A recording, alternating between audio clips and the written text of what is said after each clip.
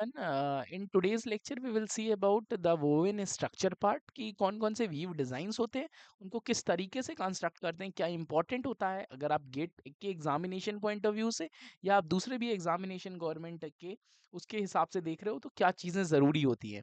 सबसे पहले अगर आप बात करोगे तो वीव स्ट्रक्चर्स की बात करते हो तो वीव स्ट्रक्चर्स में बेसिकली जो आपने मेन टाइप ऑफ वीव्स पढ़ी हैं वो प्लेन प्लेन के डेरिवेटिव्स जो आप रिबिस्ट बात करते हो इन तरीके की वीव स्ट्रक्चर्स देखते हैं। तो दीज आर इंटरलेसमेंट ऑफ वार्प और वेफ्ट जहाँ पे मिल रहे होते हैं उसी को ही आप वीव स्ट्रक्चर को आपने ये पढ़ा हुआ है ऑलरेडी। ये वार्प और वेफ्ट का जो इंटरलेसमेंट है वो किस डिजाइन से है बस उन्हीं के बारे में हम लोग को पढ़ना है। These are plain twill satin satin honeycomb इस तरीके से होते हैं। इसमें आप ड्राफ्टिंग प्लान और जो पैक प्लान की बात करते हो डेंटिंग प्लान किस तरीके से करते हैं। एक आप स्ट्रेट ड्राफ्ट बात करते हो पॉइंटेड ड्राफ्ट बात कर रहे होते हो। These are different different types of the drafting और डेंटिंग प्लान जो आप बात करते हो। सबसे सिंपलेस्ट वीव स्ट्रक्चर जो वन अप वन डाउन की बात करा जाता है this is of plain weave. तो प्लेन वीव का स्ट्रक्चर सबसे सिंपलेस्ट होता है क्योंकि यहाँ पे इंटरलेसमेंट जो है वो आपका सबसे ज़्यादा टाइटेस्ट बॉन्डिंग होती है क्योंकि यान टू यान का जो आपका जो इंटरलेसमेंट होता है सबसे ज़्यादा टाइट होता है एक के ऊपर एक। इसीलिए आप जानते हो कि इसकी स्ट्रेंथ जो है वो सबसे ज़्यादा मैक्सिमम हो रही होती है। यहाँ पे बहुत टाइट कंस्ट्रक्शन होता है in case of plain weave. Tight construction one up one down की बात कर रहे हैं एक बार अप और फिर डाउन। तो इससे क्या है एक दूसरे का बहुत स्ट्रांगली ये टाइट होते हैं। वार्प और वेफ्ट यान्स के बीच में बहुत स्ट्रेंथ इसीलिए ज़्यादा हो जाती है। स्ट्रेंथ कौन सी बात कर रहे होते हैं हम लोग बात करते हैं टियर और टेंसाइल स्ट्रेंथ की जो बात करते हैं। तो this is important as far as जो रिप स्टॉप जो होता है एक प्लेन का ही डेरिवेटिव होता है rib stop weave. Rib stop weave is also a derivative of plain weave. यहाँ पे क्या होता है दिस इसमें रिब इफेक्ट आता है। Rib effect basically what it means कि आप देख रहे होगे this is kind of textured effect जो हम लोग इसमें कैलकुलेशन करते हैं। तो plain weave is simplest weave all woven structures in which the interlacement is one under one formation and it repeats over two warp और weft ends। तो ये अलग अलग टाइप के हो सकते हैं वन ओवर वन वन और टू ओवर टू। तो इससे क्या होता है आप इस तरीके से यहाँ पे देख सकते हो किस तरीके से हम भरेंगे उसको।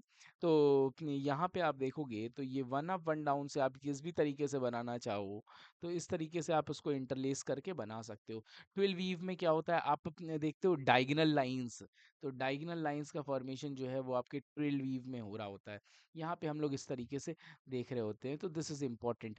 These are different different types of weaves जो आप पढ़ते हो। मॉकलिनो वीव जो पेपर में आपके कई बार आता है इसमें होल्स प्रेजेंट होते हैं। मॉकलिनो लीनो वीव्स में होल्स का प्रेजेंट होता है। और जो आप बात करते हो सेटिन और सेटिन सेटिन जैसे कि नाम से पता चलता है ये वेफ्ट बेस्ड होता है। Satin is war based. ठीक है। अच्छा लश्कर की बात करते हैं कि लश्कर जो है इन सारी वीव्स में से 5x5 सेटीन में ज़्यादा होगा।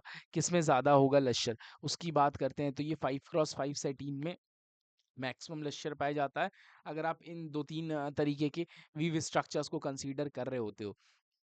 तो this is the simple structure जो आप देखते हो। This is simple like chess जो आप देखते हैं।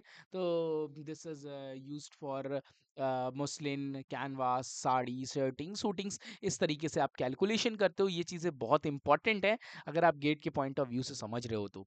और मैक्सिमम इंटरलेसमेंट ये सबसे ज़्यादा इंपॉर्टेंट हो जाता है आपके लिए समझने के लिए।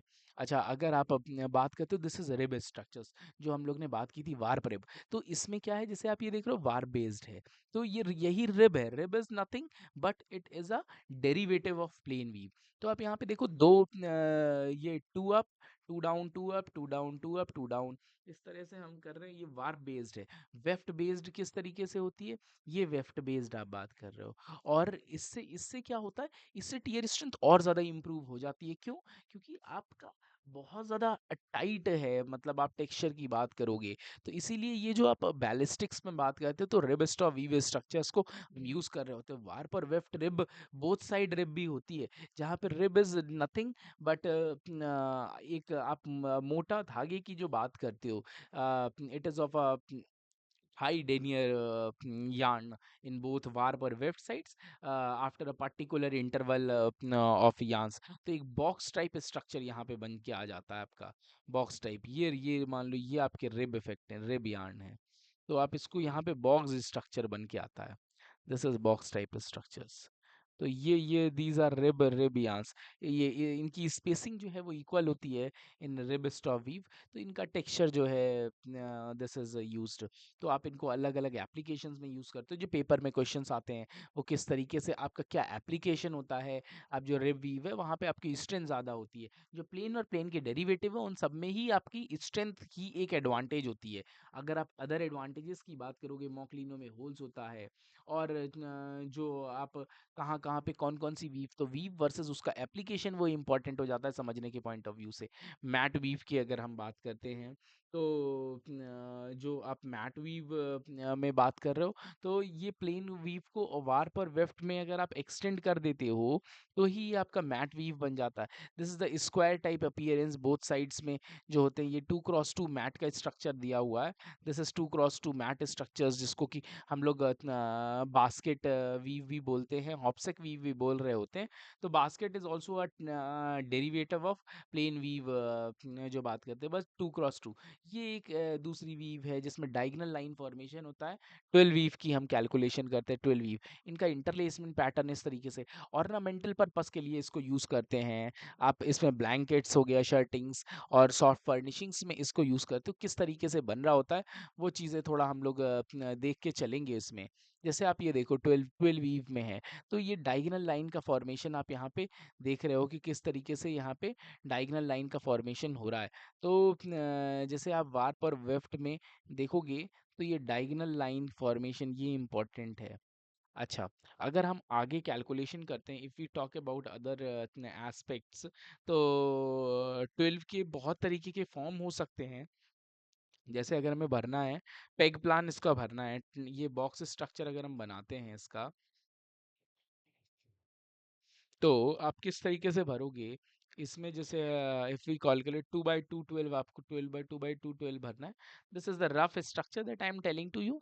तो जैसे आपने 2 यहाँ पे भर दिया, 2 ये भर दिया, फिर आपने 2 इस तरीके से कैलकुलेशन किया, फिर आपने जो है इसमें इस तरह से भरा, फिर आप ये एक ऊपर भरोगे तो फिर ये नेक्स्ट नीचे आ जाएगा। तो इस तरीके से यू डू दीज एस्पेक्ट्स अगर आप इसमें कैलकुलेशन करते हो। तो इसके बहुत सारे हैं। इसमें इसके आपके फ्रंट फेस साइड और back side, these are two different different types sides जो कि आप इसमें देखने को मिल रहा होता है। ये this is the weave structure जो आपने देखा था। इसमें ड्राफ्टिंग प्लान जो है, आप स्ट्रेट ड्राफ्ट की बात करते हो, straight draft, straight draft. This is the diamond design also. यहाँ पे एक डायमंड डिजाइन की बात कर रहे हो। This is the diamond structure जो आप इसमें देखते हो। ये बेसिक बेसिक ट्विल जो मैंने बताई आपको, ये बेसिक ट्विल है। ये this is a diamond design. तो इसमें आपको डायमंड टाइप का स्ट्रक्चर देखने को मिल रहा है। इलोंगेटेड ट्विल होता है जहाँ पे एंगल 45 45 डिग्री होता है, but in some cases this is more और लेस देन 45 डिग्री। तो these are different different types of twill. एक पॉइंटेड ट्विल ट्विल होती है, combined twill, herringbone twill की बात कर रहे होते हो। तो दिस इज द स्ट्रक्चर जैसे आप देखते हो। इसका क्या ऑब्जेक्टिव होता है, इसमें क्या होता है, वी शेप स्ट्रक्चर बनता है हमारा 12 वीव में। इसको हेरिंग बोन बोलते हैं क्योंकि ये हेरिंग फिश की तरीके दिख रहा होता है, इसलिए आप इसको हेरिंग बोन स्ट्रक्चर बोलते हो। इसका स्केलेटन हेरिंग, इसके लिए हेरिंग फिश की तरह दिखता है। तो वी शेप स्ट्रक्चर ये आप याद करके रखिएगा। ये एक थोड़ा ज़्यादा इंपॉर्टेंट है। ब्रोकन ट्विल भी एक अलग टाइप का था। सैटिन और सैटिन भी एक इम्पॉर्टेंट स्ट्रक्चर हो जाता है। सैटिन और सैटिन का मतलब क्या है, वार फेस्ड हो सकता है, वेफ्ट फेस्ड हो सकता है। दो तरीके के स्ट्रक्चर्स आपको देखने को मिलता है। इसका क्या ये स्मूथ और लग्जीरियस अपीयरेंस देता है आपको। ये आप यूज़ कहाँ करते हो, स्मूथ और luxurious appearance, appearance to silk fabric. Satin जो है दिस इज वार फेस्ड और satin is weft faced, weft faced. इसी में मूव नंबर की बात करते हैं, तो मूव नंबर में आप एक चीज समझ के चलना। मूव नंबर क्या चीज हो सकता है, मूव नंबर जैसे आप बात कर रहे हो 8 की बात कर रहे हो, अगर आपको 8 क्या 8 बाई 8 का स्ट्रक्चर है, तो जितने का भी स्ट्रक्चर है वो तो हो ही नहीं सकता, मूव नंबर 1 नहीं हो सकता, 2 का मल्टीपल नहीं हो सकता, और n-1 भी मूव नंबर नहीं हो सकता। तो अगर आप बात करोगे 2 का स्ट्रक्चर नहीं, तो 5 यहाँ पे बात कर लोगे, और यहाँ पे 3 बात कर लेंगे, तो this is the move number. इसके बारे में भी कई बार क्वेश्चन आ चुका है। ये चीज़ें भी थोड़ा सा समझने के पॉइंट ऑफ व्यू से थोड़ा सा ज़रूरी हो जाती हैं। हनीकॉम्ब स्ट्रक्चर की बात करते हैं तो वेब लाइक स्ट्रक्चर की बात करते हैं, सेल अपीयरेंस आ रहा होता है, इसका इसमें फ्लोट नंबर ऑफ ज़्यादा हो रहा होता है, तो इस तरह से हम बात करते हैं। तो this is huckaback weave भी होती है आपकी, ये टॉवेल और लिनन में आप ज़्यादा यूज़ करते हो हक्का बैक वीव्स को। तो और एक क्रीप वीव्स की हैं, क्रीप वीव्स दीज आर, ये ट्विल की तरह लगती हैं, but these are somewhat different. इसमें ये इसका जो है आप थोड़ा सा क्रीप वीव्स के बारे में देखोगे, इसको कहाँ यूज़ करते हैं, तो इसको भी अलग अलग रफ अपीयरेंस के लिए जहाँ आपको लेना होता है वहाँ आप इसको ले रहे होते हो। तो दीज आर डिफरेंट। मॉक्लिनो में क्या है, होल टाइप ऑफ स्ट्रक्चर आपको मिल रहा होता है, होल स्ट्रक्चर। तो this is important for you to understand. ठीक है, तो लीनो वीव्स का इस तरह से आप कैलकुलेशन करते हो।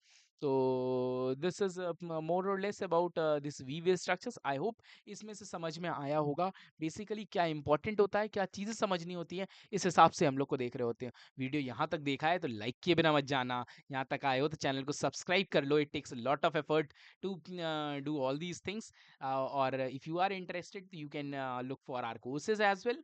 और इस तरीके से हम लोग पढ़ रहे होंगे, पढ़ते रहिए। If you have any doubts do ask me. Till then keep learning. Thank you.